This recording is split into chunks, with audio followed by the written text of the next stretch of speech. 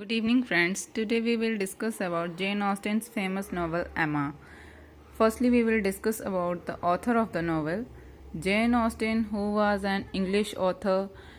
She was born in 1775 and died at the age of 41 in 1817.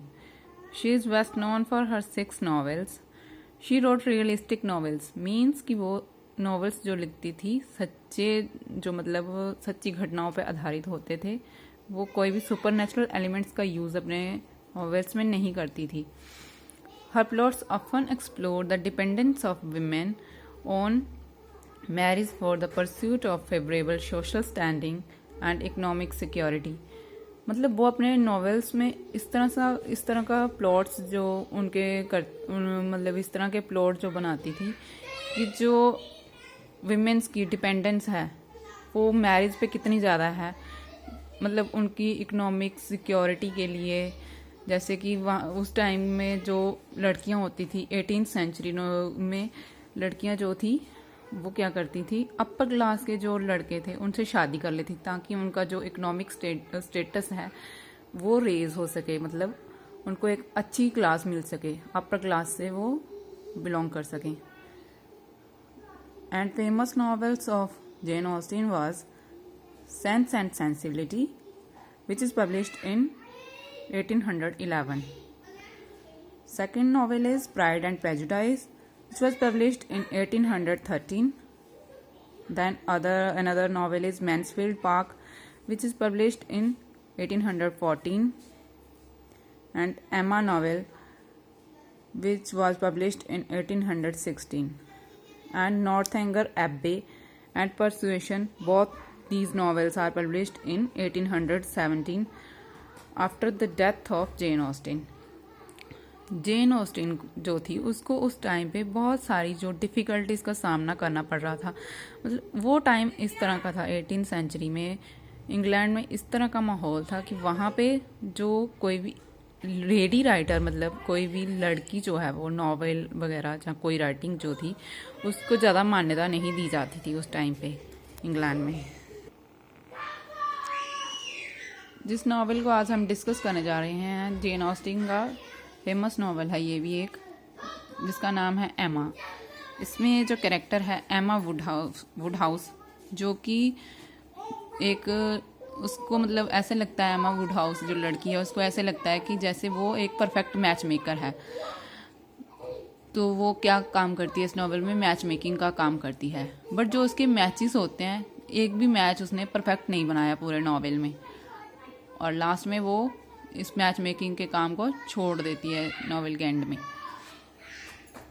एमा Woodhouse जो है वो इस कहानी की मतलब हीरोइन, जिसको आप बोल सकते हो, वो हीरोइन है. ठीक है. उसके बाद इसका नेक्स्ट कैरेक्टर है मिस्टर वुडहाउस, जो कि एमा वुडहाउस के फादर हैं. नेक्स्ट है इजाबेल नाइटली, जो इस एमा वुडहाउस की सिस्टर हैं. उसके बाद एक कैरेक्टर आता है हमारे पास दोस्तों, मिस्टर जॉर्ज नाइटली, जो ब्रदर इन लॉ है इजाबेल नाइटली का. जो जॉर्ज का बड़ा भाई है उससे इसकी शादी हुई है इजाबेल की. नेक्स्ट कैरेक्टर हमारे पास आ जाता है इसका जेन फेयरफैक्स, जो एमा की फ्रेंड है. उसके बाद फ्रैंक चर्चिल, जो मिस्टर वेस्टर्न का बेटा है और मिसेस एंड मिस्टर चर्चिल ने उसको अडॉप्ट किया हुआ है. नेक्स्ट कैरेक्टर आ जाता है हमारे पास हैरियट स्मिथ, जो एमा की फ्रेंड है. Next one is Mr Robert Martin and Mr Elton and Mrs Elton or another character in the novel. Miss Taylor and Mr. Weston is also character in novel. एमा जो Woodhouse है, सबसे पहले novel की शुरुआत होती है. शुरुआत में जो एमा है वो मिस टेलर, जो कि उसकी जो एमा की गवर्नेंस है, उसकी शादी हो जाती है मिस्टर वेस्टर्न से, जो कि एक विडोड मैन है. ठीक है. तो एमा सोचती है कि ये शादी मतलब उसकी वजह से हुई है, तो वो सोचती है कि उसको वो एक मतलब मैच मेकर का काम करना चाहिए. तो वो क्या करती है, उसके बाद जो मिस्टर एल्टन होते हैं तो एमा की फ्रेंड जो हैरियट स्मिथ है, हैरियट जो है वो उसको, एमा जो है वो एनकरेज करती है कि तुम मिस्टर एल्टन के साथ शादी करो, ना कि मिस्टर रॉबर्ट से, क्योंकि मिस्टर रॉबर्ट जो है वो प्रपोज करते हैं हैरियट को शादी के लिए। बट जो एमा होती है वो बोलती है कि रॉबर्ट तुम्हारे लायक नहीं है, इसलिए तुम्हें मिस्टर एल्टन से शादी करनी चाहिए, ना कि रॉबर्ट से। बट मिस्टर एल्टन जो है वो, उसका हैरियट के प्रति कोई भी लगाव नहीं है, वो शादी करना चाहते हैं एमा से। तो मिस्टर एल्टन जो है वो प्रपोज करते हैं एमा को। बट एमा जो, जब इस बात का एमा को पता चलता है तो वो उनका प्रपोजल जो है वो रिजेक्ट कर देती है मिस्टर एल्टन का। उसके बाद जो मिस्टर एल्टन होते हैं वो वहाँ से चले जाते हैं और वो शादी कर लेते हैं मिसिस एल्टन से, ठीक है। नेक्स्ट कैरेक्टर फिर एंट्री होती है इसकी जेन की। जेन फेयरफैक्स जो आई है वो एमा की फ्रेंड होती है और वहाँ पे अपनी आंट के पास आई होती है, जो उसकी आंट है मिस बेट्स, और उसकी ग्रैंड आंट भी है एक जो मिसिस बेट्स है, तो उनके घर में आई होती है मिस जेन फेयरफैक्स। इसकी दोस्तों इकोनॉमिकल कंडीशन जो है जेन फेयरफैक्स की अच्छी नहीं होती, तो ये क्या करती है कि मतलब गवर्नेंस की जॉब ढूंढना शुरू कर देती है, और मिस्टर एल्टन जो है उसके घर में ये एज ए गवर्नेंस काम करती है जेन जो फेयरफैक्स है। एक लड़का है फ्रैंक चर्चिल जो नेक्स्ट कैरेक्टर है, उसकी एंट्री होती है नॉवेल में, जो कि मिस्टर वेस्टन का बेटा है और मिस्टर और मिसेस चर्चिल का अडॉप्टेड बेटा है, ठीक है। तो ये जो फ्रैंक होता है, इसको एमा जो है वो खुद भी लाइक करने लग जाती है। बट जो फ्रैंक होता है वो जेन के प्रति अट्रैक्टेड है, उसका एमा में कोई भी इंटरेस्ट नहीं है। फिर उसके बाद नेक्स्ट कैरेक्टर की एंट्री होती है कैप्टन कॉलोनल कैम्पबेल, जो कि जेन के जो फादर हैं उसके जो एक फ्रेंड हैं कॉलोनल कैम्पबेल। और कॉलोनल कैम्पबेल का एक जो है उनका दामाद है जो मिस्टर डिक्सन। एमा को ऐसा लगता है कि उन दोनों के बीच में कुछ चल रहा है, जेन और मिस्टर डिक्सन के बीच में। तो वो फ्रैंक को बोलती है कि जेन तो मतलब जेन जो है वो मिस्टर डिक्सन के प्रति अट्रैक्टेड है, मतलब उनको मिसगाइड कर देती है जिस तरह से उसने अपनी फ्रेंड हैरियट को मिसगाइड किया है।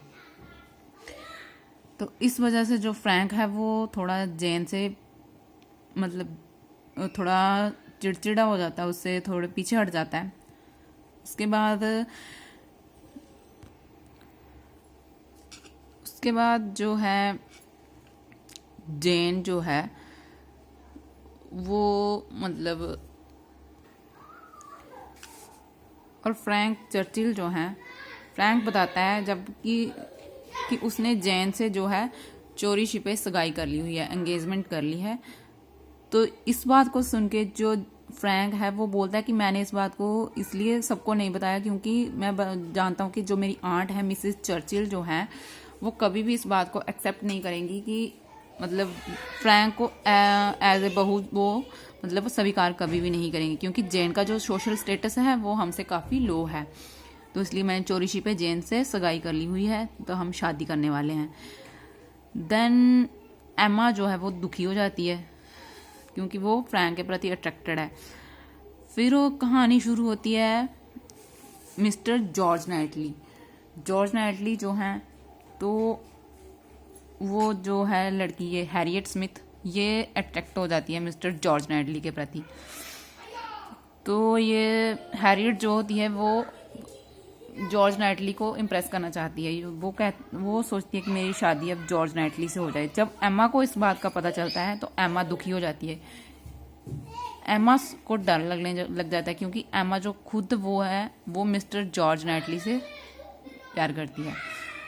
बट एमा को तब अच्छा लगता है जब जॉर्ज नाइटली जो है वो हैरियट का प्रपोजल जो रिजेक्ट कर देता है और एमा को प्रपोज करता है मैरिज के लिए।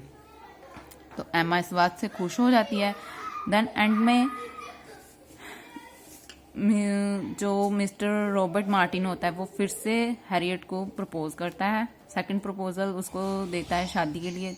तो वो मान जाती है हैरियट स्मिथ जो होती है, तो इस तरह से मिस्टर रॉबर्ट की और हैरियट की दोनों की शादी हो जाती है। उसके बाद जो मिस्टर जॉर्ज नाइटली है उसकी शादी हो जाती है एमा से, और मिस्टर मिसिस डाल्टन तो पहले से ही मैरिड हैं। उसके बाद जेन जो है, जेन और फ्रैंक भी शादी कर लेते हैं। और जब जेन की आंट, जो फ्रैंक की आंट है, सॉरी मिसिस चर्चिल जो है, वो इस बात को बर्दाश्त नहीं कर पाती, जेन को अपनी बहू के रूप में स्वीकार नहीं कर पाती, क्योंकि जेन का सोशल स्टेटस काफ़ी लो था। तो एंड में उसकी डेथ हो जाती है।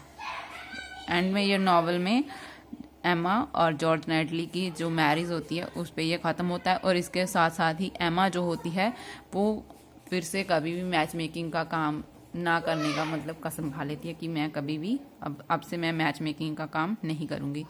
Thank you